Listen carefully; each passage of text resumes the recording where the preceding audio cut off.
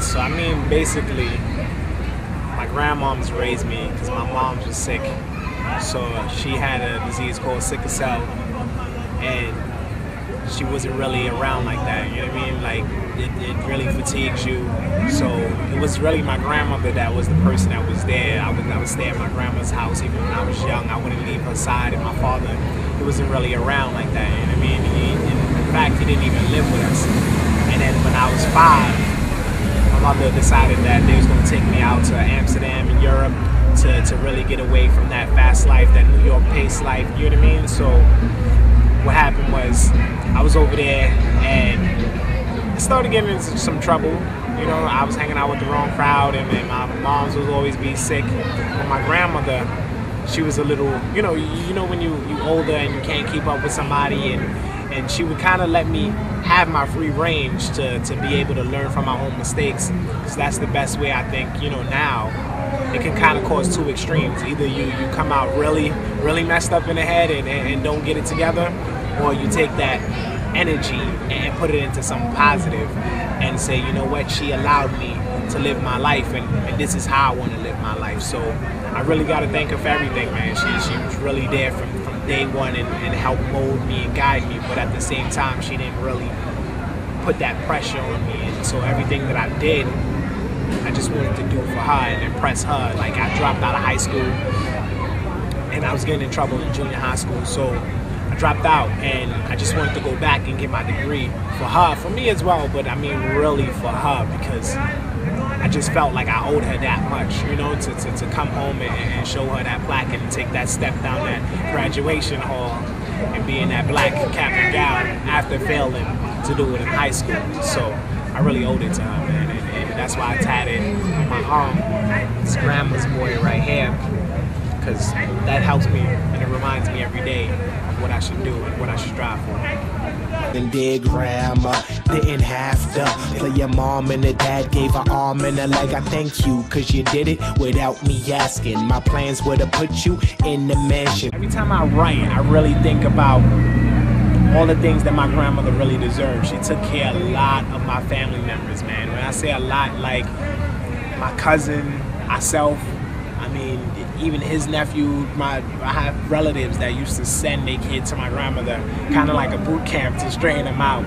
And so they would stay with us. And you know, and end of the day, it's a lot of people that might say like a thank you, but I really want that mansion to put up, and you know, because that's what you deserve after living a life like that. So when I strive hard and when I push, that's something that I foresee. A lot of people say they want the finer things for themselves, and I do want it for myself, but I really want it for her, because that's what she deserves. And I don't just rap just for the finer things.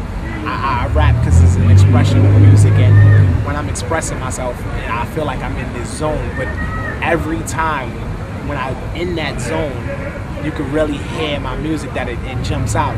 My grandmother, and I'm like thanking her in every song, because you know what, I'm so grateful that she really took good care of me, you know what I mean?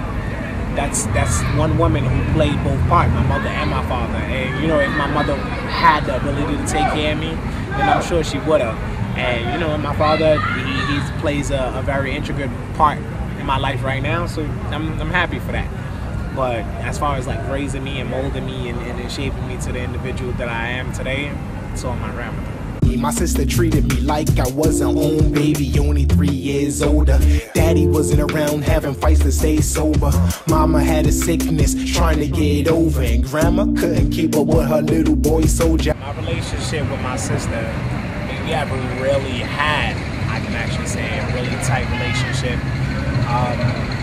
She was there since birth. Like, she could really take care of me. I mean, she had to take on a lot of responsibilities and help and cook at a young age and really help out in the house.